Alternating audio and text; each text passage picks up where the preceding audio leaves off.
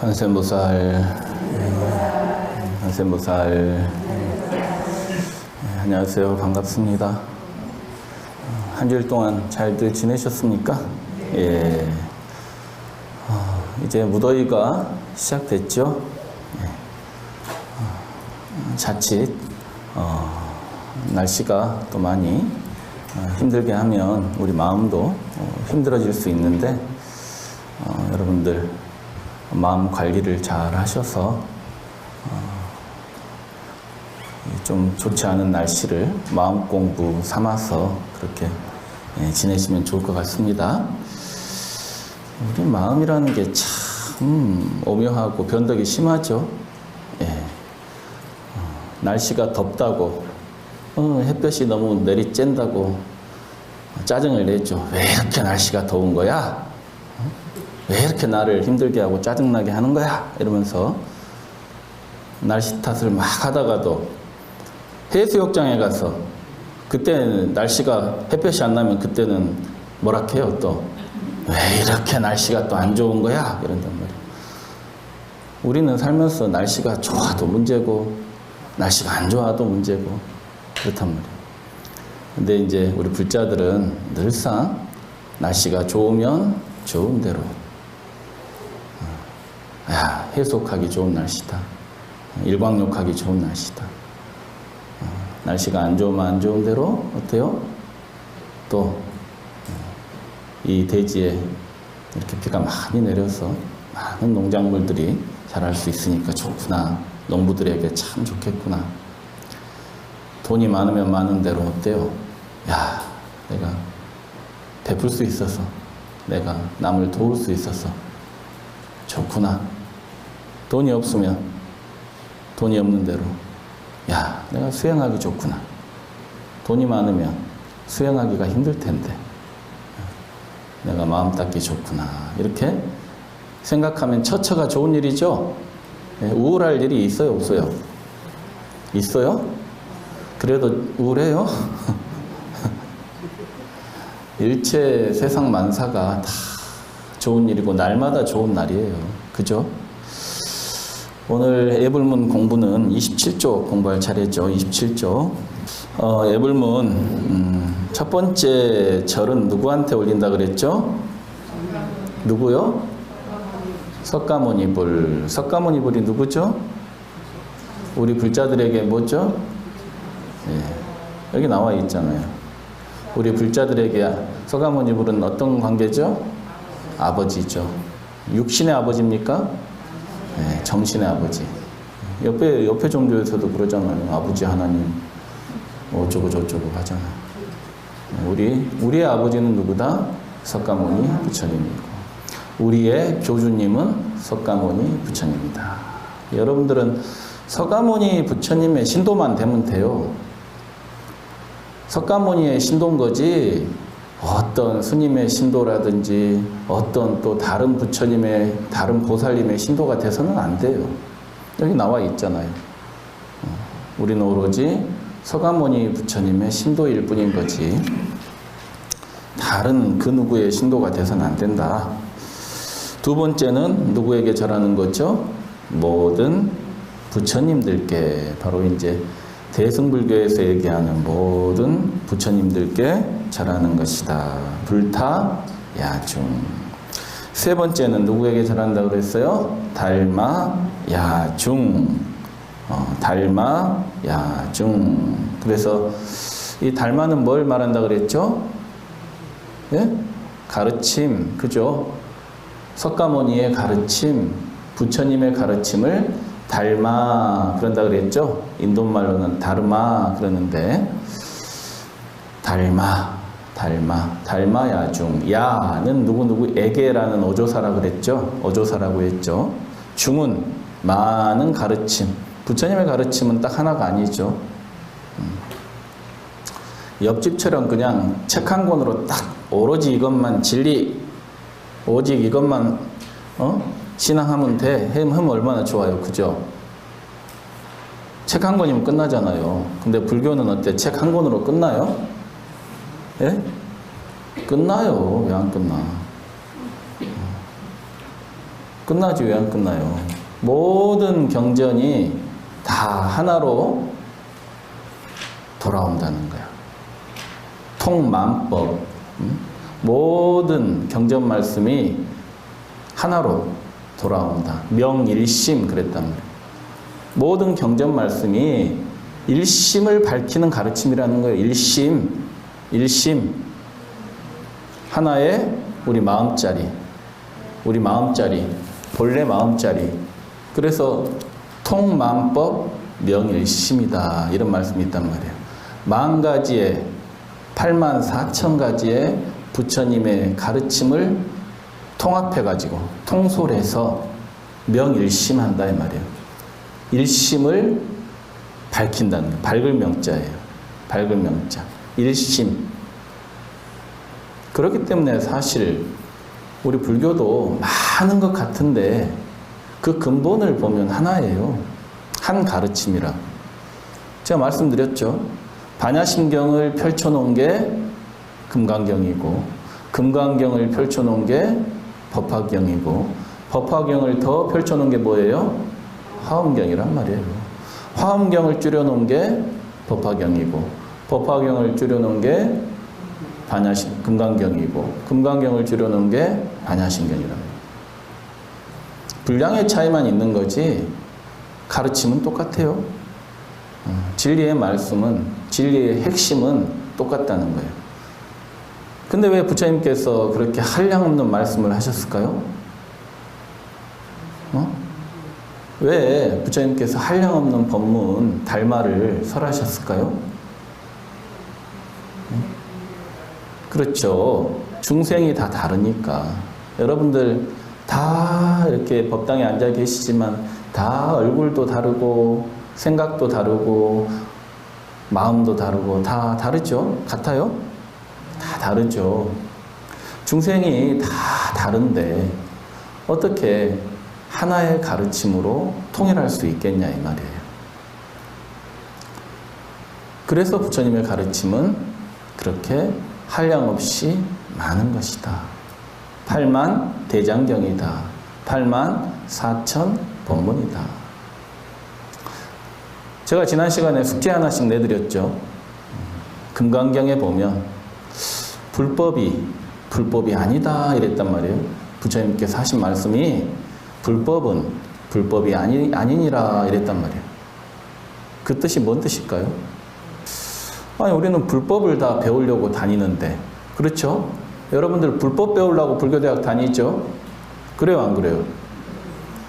아니 불법을 좀 배워서 내 삶에 좀 도움을 받고자 1.5회 때도 이렇게 오시는 거죠? 아니에요? 그죠? 아니 내 삶을 좀 풍족하고 행복하고 자유롭게 살기 위해서 그래서 오시는 거잖아요. 불법 배우려고. 근데 불법이 아니다 이랬단 말이에요. 불법이란 불법이 아니다. 근데 가장 이 불법이 아니다라는 의미의 가장 큰 뜻은 앞에 불법은 부처님의 많은 가르침을 의미합니다. 앞에 불법은 불법이 아니다 했을 때 앞에 불법은 84,000의 부처님의 많은 가르침을 의미하고 뒤에 불법은 뭐냐? 부처님의 진의, 불교의 근본, 부처님 가르침의 본래 뜻, 그 불법을 의미해요. 진리라는, 참 진리라는 의미예요.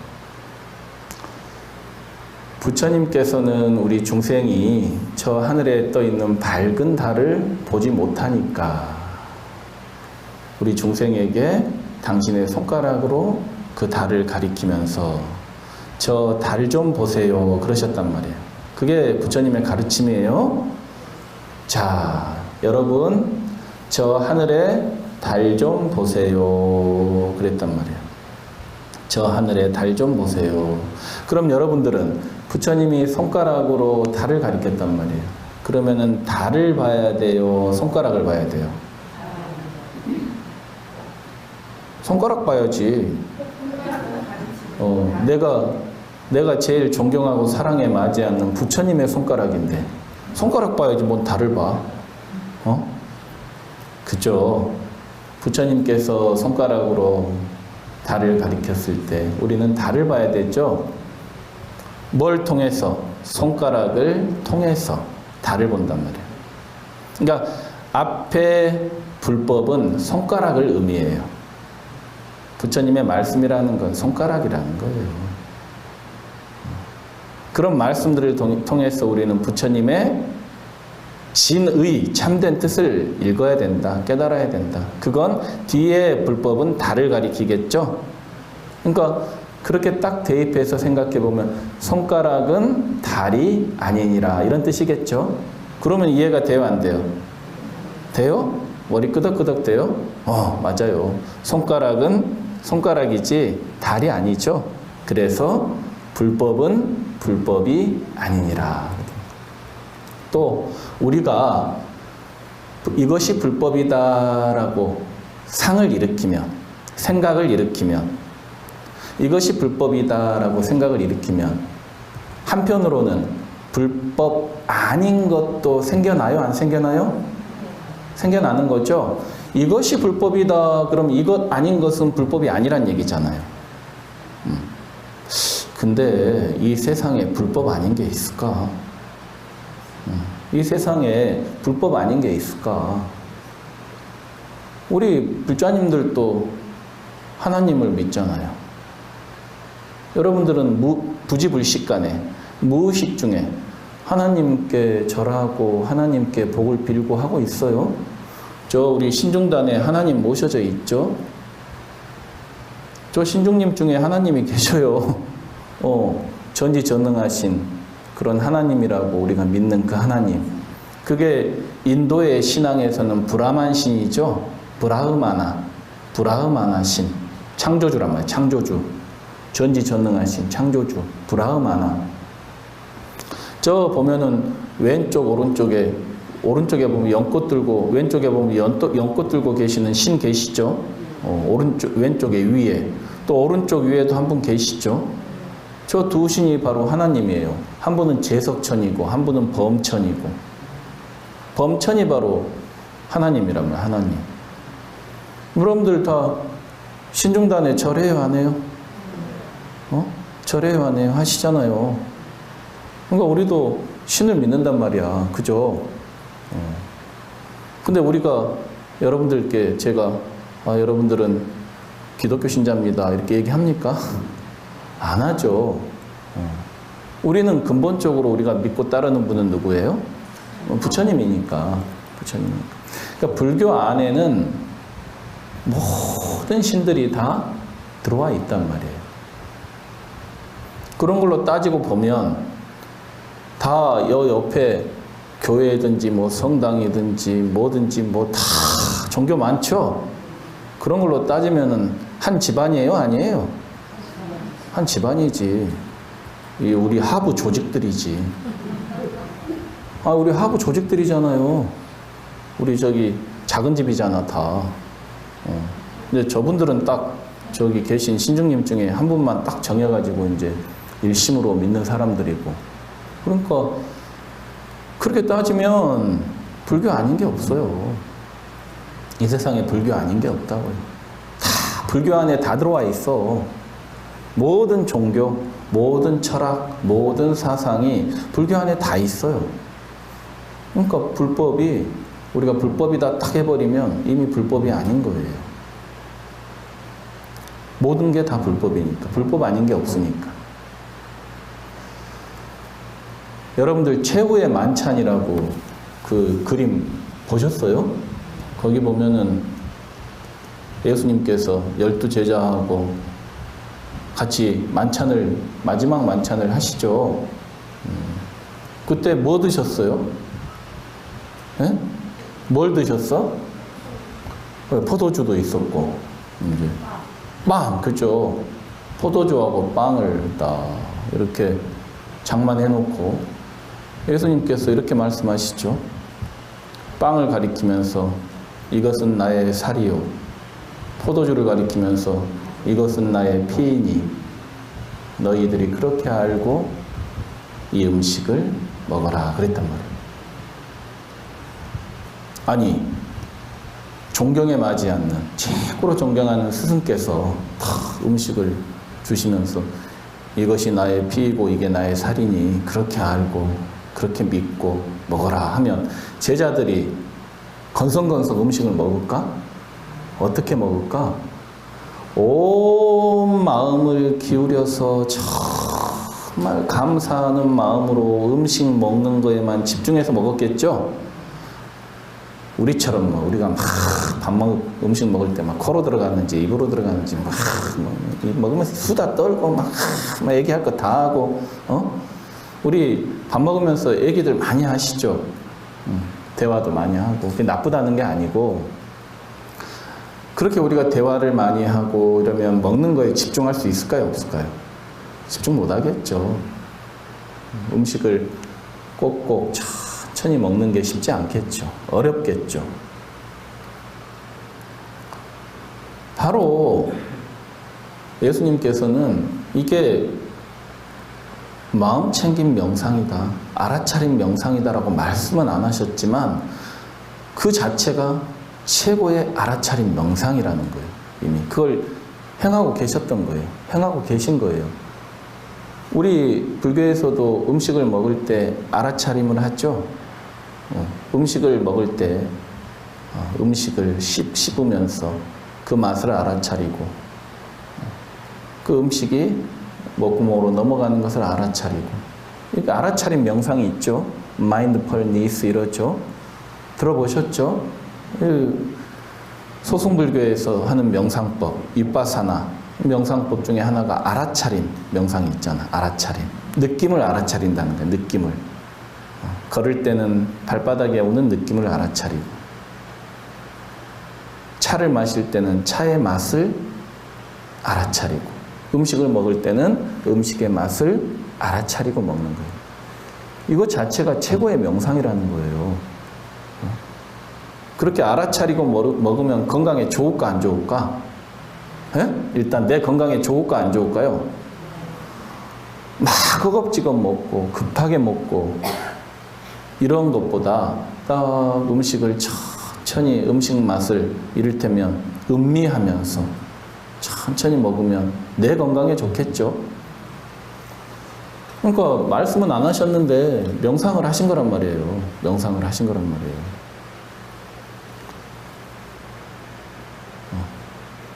우리도 그렇게 한번 해볼까요?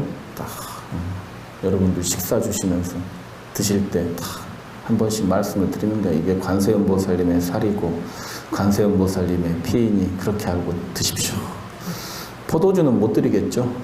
드리고 싶어도 우리는 계율회가 있으니까.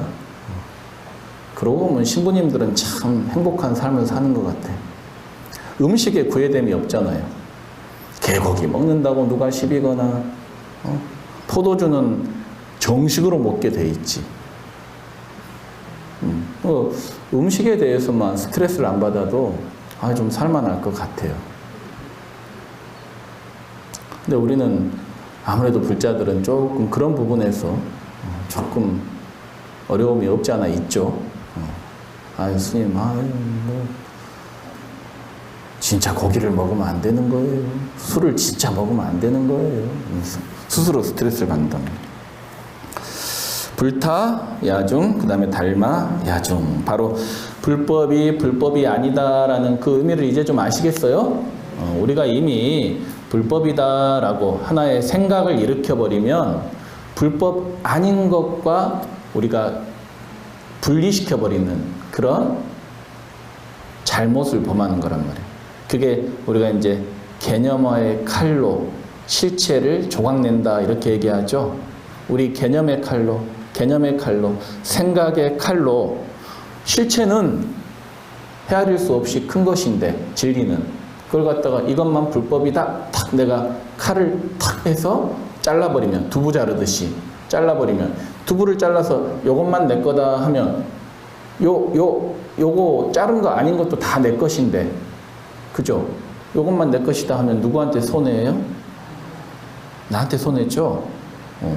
그런 우리는 실수를, 오류를 끊임없이 범하고 산다는 거예요. 그래서 불법이다. 라고 우리는 그런 관념조차도 일으켜서는 안 된다. 이 법은 참으로 중요하죠. 부처님의 가르침은 우리에게 우리를 행복으로 인도하고 괴로움으로부터 벗어나게 하고 자유로운 삶을 살게 하는 그런 가르침이다. 그렇지만 우리가 이 가르침에 집착해서는 안 된다는 거죠. 말이라는 거에 집착해서는 안 된다. 언어 문자에 집착해서는 안 된다.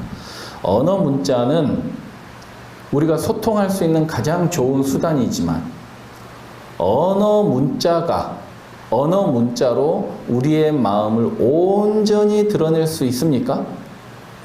거기에는 여러분들이 갸웃갸웃 하시죠? 그러니까 사실은 부처님의 깨달음은 말로 드러낼 수 없는 거죠. 말로 드러내면 이미 진리하고는 어긋나 버리는 거예요. 그러니까 말로써 드러낼 수 없는 거예요. 말로 표현할 수 없는 세계예요. 근데 굳이 말로 드러낼 수밖에 없는 것은 말이 아니면 전할 수 없기 때문이에요. 말이 아니면 전할 수 없기 때문에. 그렇죠? 여러분들께 제가 말이 아니면 어떻게 부처님의 가르침을 전할 수 있겠습니까? 근데 어떨 때 보면 말보다도 더 우리에게 감동을 주는 게 분명히 많아요. 그죠? 예를 들어서 스님이 백날 백번 여러분 앞에서 이렇게 법문이랍시고 얘기하는 것보다 탁 스님이 공양관에 들어가서 탁 설거지를 한단 말이에요. 샥 설거지를 실천하면 그 모습이 오히려 여러분들에게 감동을 줘요, 안 줘요? 주잖아요.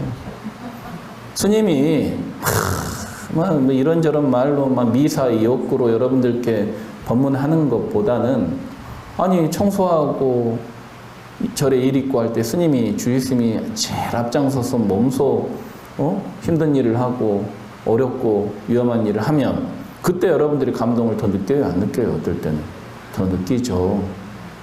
그러니까 말은 두 번째 수단이란 얘기예요.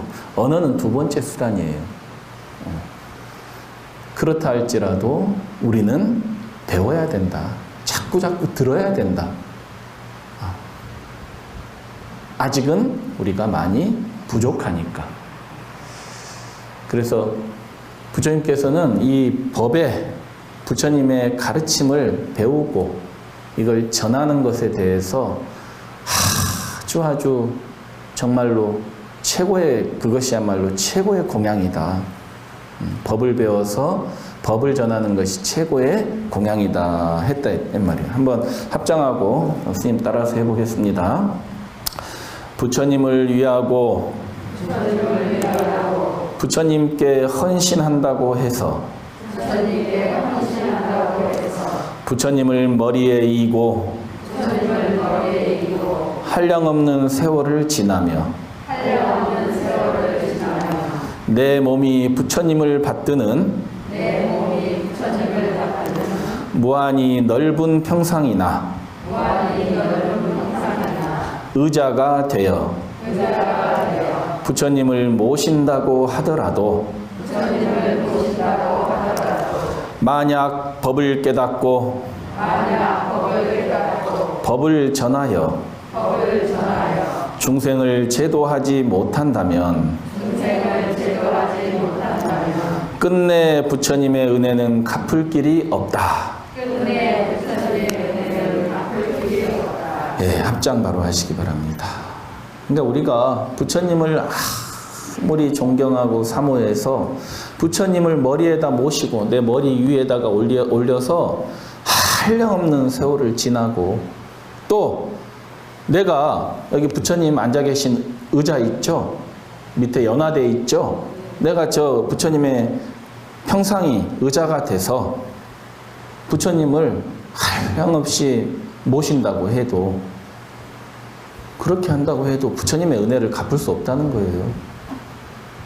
우리가 법을 배워서 법을 깨닫고 이 법을 또 주위에 불법을 모르는 사람에게 전하지 않는다면 중생을 제도하지 않는다면 타인의 아픔을 구제하지 않는다면 끝내 부처님의 은혜를 갚을 수 있어요, 없어요? 없다는 거예요.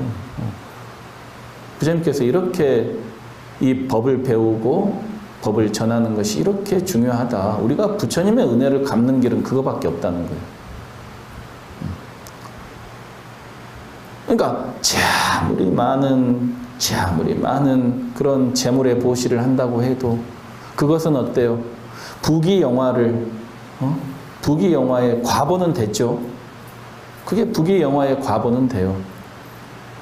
그렇지만 성불의 인연은 없다는 거예요.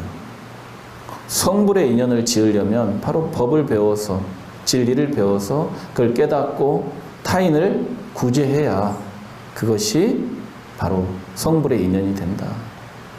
그래서 부처님께서 금강경에서도 한결같이 말씀하시잖아요. 이 우주에 가득 찬 재물로 보시를 하더라도 이 금강경에 단 몇 구절만이라도 깨달아서 주위에 전도하는 것에 그 복이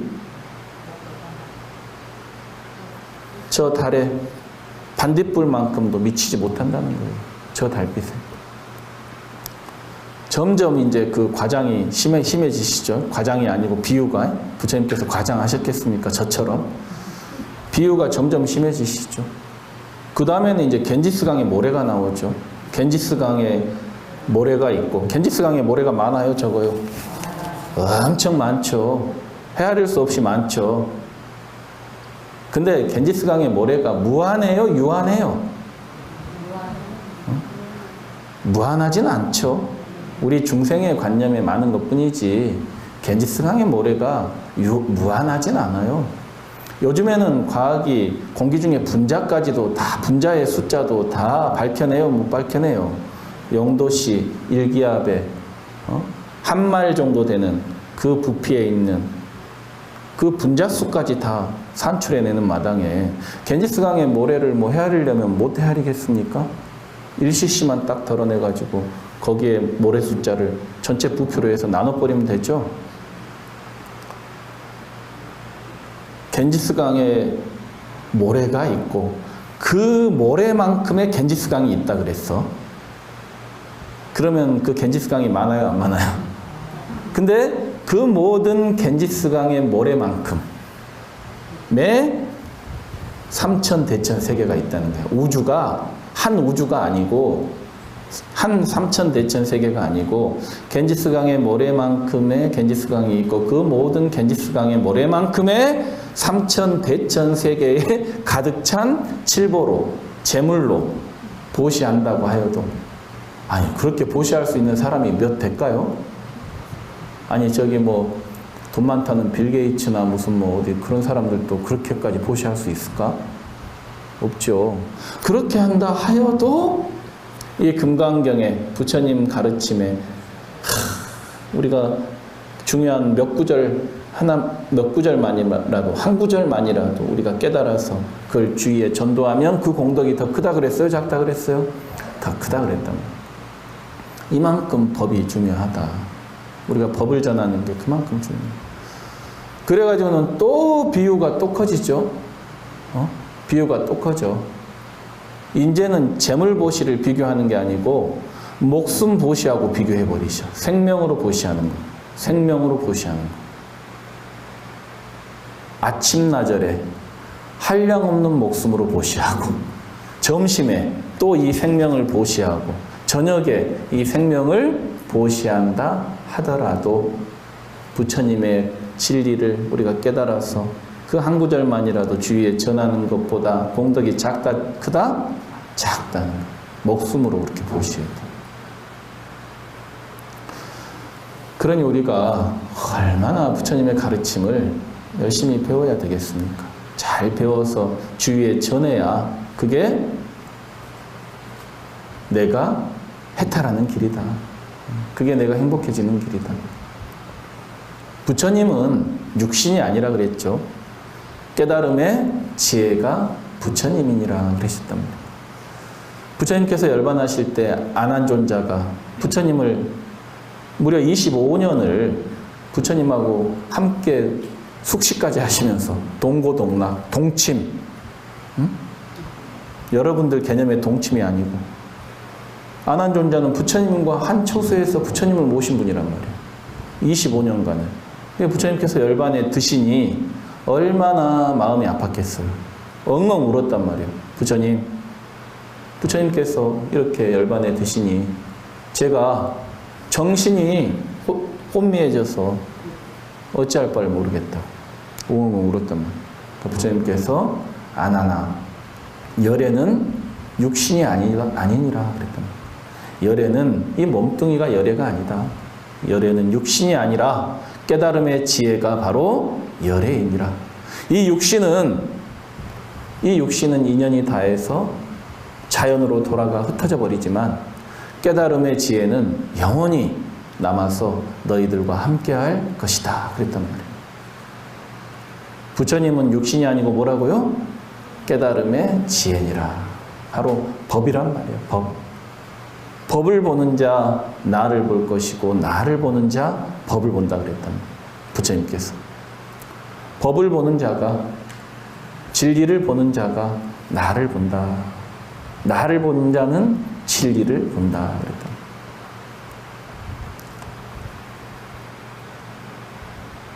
부처님께서 열반에 드실 때 또 어떤 기적이 일어났습니까? 그 쿠시나가라 사라 쌍수 밑에서 부처님께서 열반에 드시는데 그 사라나무 숲에 그 나무들이 꽃필 때가 아닌데 갑자기 꽃이 다 폈죠. 그래서 그 꽃이 갑자기도 다 떨어져서 부처님께 다 떨어지는 거예요. 꽃이 하얀 꽃인데 이 사라나무 꽃이 하얀 꽃이에요. 백합 같은 그런 하얀 꽃인데 그 꽃이 필 시기가 아닌데 꽃이 펴서 그 꽃이 부처님께 다 떨어졌다는 거예요. 그러니까 안한존자가 놀래요? 안 놀래요? 이거 기적이지, 미라클. 기적이라면 엄청난 기적이죠. 놀래요, 놀래. 부처님 도대체 이게 무슨 일입니까? 안하나. 이것은 열의 열반을 위해서 하늘의 천신들이 공양을 올리는 것이다. 그러나 이것이 최고의 공양이 아니다. 최고의 공양은 열의 법을 배워서 열의 법을 깨닫고 그 법을 주위에 전하는 것이 그것이 바로 최고의 공양이다 그랬단 말이에요. 최고의 공양은. 그러니까 우리가 최고의 공양을 해야 되겠어요? 안 해야 되겠어요? 아니 부처님 전에 꽃 올리고 쌀 올리고 최고의 공양이 아니라는 거예요. 여러분들이 부처님의 법을 깨달아서 타인의 아픔을 구제하고 그들에게 부처님의 법을 전했을 때 그것이 최고의 공양이라는 거예요. 그 최고의 공양을 좀 하실랍니까? 그럼 우리 이제 앞으로 이제 밥도 못 먹겠네. 부처님 전에 쌀이 안 올라오면 다들 최고의 공양만 하시면은 공양미를 아무도 안 올리시면 여러분들이 이제 법회 끝나고 공양 드셔야 되는데. 그래 우리가 항상 이 부처님의 가르침을 명심해야 된다. 법이야말로 우리 불자들이 정말로 가장 중요하게 생각하고 그것을 배워서 내 어리석음을 깨치고 또 가까운 인연부터 그 법을 전해서 함께 어리석음을 깨치는 그런 삶이 우리 불자의 참된 삶이고 최고의 공양이다. 부처님 당시에 박할리라는 스님이 계셨어. 박할리. 박할리. 바카스가 아니에요. 박할린도 아니에요. 박할리. 박할리 스님. 이 박할리 스님이 아주 부유한 집에서 태어나서 아주 공부도 많이 했지만은 또 부처님께 귀의해서 부처님 제자가 됐어요. 근데 너무 또 좋은 집안에서 컸다 보니까 이 출가 수행이 쉽지 않았나 봐요. 아무래도 힘들죠. 수행자로 사는 것 자체가 아침에 일찍 일어나야 되고. 우리 부처님은 2시간 주무셨대요. 경전에 보면. 11시부터 1시까지. 그 부처님이 안 주무시고 수행하고 계시는데 제자들이 쉴 수 있어요, 없어요? 아니, 부처님은 탁 11시 되면 탁 잠깐 눈 붙였다가 1시에 탁 일어나셔가지고 그때부터 이제 명상을 탁 하고 계시는데 제자가 돼가지고 옆에서 코를 드르릉 드르릉 골면서 자고 있으면은 그게 제자된 도리겠어요? 안 되겠어요? 안 되겠죠. 그래서 제자들도 부처님을 따라가려다 보니까 힘들단 말이에요. 숲속에서 지내야 되고, 아니 출가 전에 부유한 집이니까 얼마나 좋은 환경에서 컸겠어요. 근데 숲속에서 지내야지, 탁발에서 얻어먹는 음식이 얼마나 좋겠습니까? 그런 거친 음식 먹어야지, 옷도 그냥 시체 쌌던 분소이 입어야 되지, 그리고 금욕 생활을 해야 되지. 그러니 얼마나 힘들었겠어요. 그래서 열심히 하긴 했는데 몸에 병이 와버렸어, 이 바카리 스님이. 그래서 이제 얼마 못 살게 됐어요. 병이 심하게 와가지고, 너무 심한 병이 와서. 그래서 옆에 도반한테, 야, 내가 이제 앞으로 얼마 못 사는데 나 죽기 전에 부처님 한번 뵀으면 좋겠다. 나 부처님 한 번만 뵙고 가면 내가 소원이 없겠다. 한 번만 친견했으면 좋겠다. 그랬더니 그 마음이 이해가 되시죠? 아버지보다도 어머니보다도 더 존경하는 그런 부처님이니 얼마나 한번 뵙고 죽고 싶겠어요.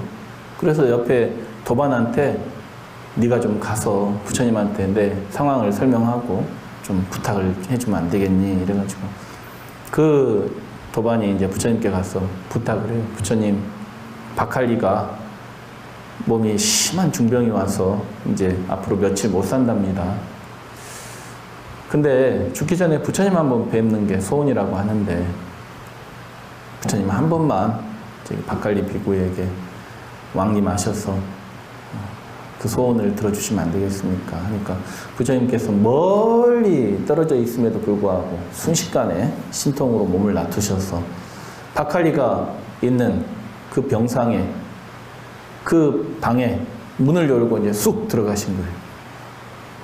그러니까 움직이지도 못할 정도로 몸이 안 좋은데 바칼리가 부처님이 확 들어오니까 반갑기도 하고 놀래기도 했겠죠. 엄청 놀랍고 엄청 반가웠겠죠. 그래서 몸이 아픈 사람이 막 일어나서 어때요? 부처님께 이제 예배를 드려야 되잖아. 제자인데 부처님께 일어나서 절을 올리려고 막 발버둥을 치는 거야. 몸이 따라주지도 않는데. 그러니까 부처님께서 바칼리야, 그냥 그대로 있거라. 움직이지 말거라. 이 썩어 없어질 이 몸뚱이에 예배에서 무엇 하겠느냐? 열애는 깨달음의 지혜니라. 진리가 곧 열애니라. 너가 열애를 보고자 하면 열애의 가르침을 생각하면 된다. 그것이 참된 친견이지, 이 썩어 문드러질 이 육신을 친견하는 게 참된 친견이 아니라는 거예요. 그러니까 우리가 법을 배우고 법을 전하는 게 얼마나 중요합니까, 여러분들. 근데 우리 불자님들 그런 전도의 의지가 얼마나들 있으세요? 아니, 옆집은 막 죽기 살기로 해. 막 보면 어떨 때 보면 막 무서워 죽겠어. 아니, 제가 한 번씩 외출 나가면 외출 나갈 때마다 길거리에 있어. 외출 나갈 때마다 길거리에서 목에다가 탁 두드리고, 그리고 막 선물 나눠주면서 차도 나눠주고, 어떤 사람은 뭐 요즘에 그전에는 없던 그 피켓 들고 있는 분도 요즘에 보이대요. 불신지옥 탁 들고. 아니, 나는 그거 좋아 보이지는 않는데, 야, 저 사람도 참, 저 사람 입장에서 봤을 때는 대단한 신앙심이지 않나. 아니, 우리 불자들 중에 피켓 들고 하루만 서 있어라고 하면 누가 서 있을 사람이 있을까? 아니, 스님이 부탁이니까요. 탁 하루만 한번 피켓 들고 좀 저기 서구청 사거리에, 서구청역 입구에 좀 진리를 배우러 영사로 오세요. 딱 빗게 들고 서 있으라고 하면 내가 봤을 때는 서 있을 사람 한 사람도 없다. 근데 그 자체가, 예? 그러니까 서 있을 수 있겠죠. 이 얘기를 하니까, 제가 이렇게 얘기하니까 하는 거지. 저 사람들은 어쨌든 자기 신앙심으로 하는 거잖아요. 미쳐가지고. 나는 그렇게 미치는 걸 바라진 않아요. 근데 그런 어떤 신심, 그런 믿음은 부러운 면도 있다. 근데 부담을 줘서는 안 되죠. 참된 전도는 부담을 주면 안 돼요. 참된 전도는 내가 변하면 되는 거예요. 내가 변하면 되는 거예요. 여러분들이, 우리 보살님들이 절에 잘 다니고 마음 공부를 잘하고 기도를 잘하고 있는지 누구한테 물어보면 제일 잘할까? 나? 아니요. 여러분들 집에 함께 사시는 남편한테 물어보면 제일 잘 알아요. 우리 거사님들은 누구한테 물어보면 제일 잘할까? 집에 계시는 보살님한테 물어보면 제일 잘 알아요. 나는 제일 잘 모를 수가 있어. 옆에서 보는 사람이 제일 잘한다. 물어보셔. 오늘 가갖고 거사님한테. 내가 절에 이렇게 미쳐갖고 다니는데 좀 제가 변한 모습이 좀 있습니까? 이러고 제가 좀 좋게 변했습니까? 더 안 좋게 변했습니까? 물어보셔. 그게 제일 확실합니다. 그렇죠? 같이 사는 사람이 제일 잘하는 거예요. 인간이 변했나 안 변했나. 변해야 돼. 사람이 변하면 옆에 같이 사는 사람이 제일 빨리 느끼겠죠? 야, 이 고집세고 성질 더러운 우리 마누라가 이렇게나 변했네. 야, 그 스님 참 신통하다. 내 얼굴 한번 좀 보러 가야 되겠다. 이런 마음이 일어날까 안 일어날까? 일어나죠. 그렇게 여러분들이 스스로를, 어리석음을 깨우치시면 자연히 전도는 되는 거예요. 저는 막 이렇게 부담 주고 이런 전도는 바람직한 전도는 아니다. 여러분들이 열심히 공부하시고 부처님 가르침을 열심히 외우시고 그걸 깨달아서 실천하고 그렇게 하는 게 자연히 전도가 된다는 거예요.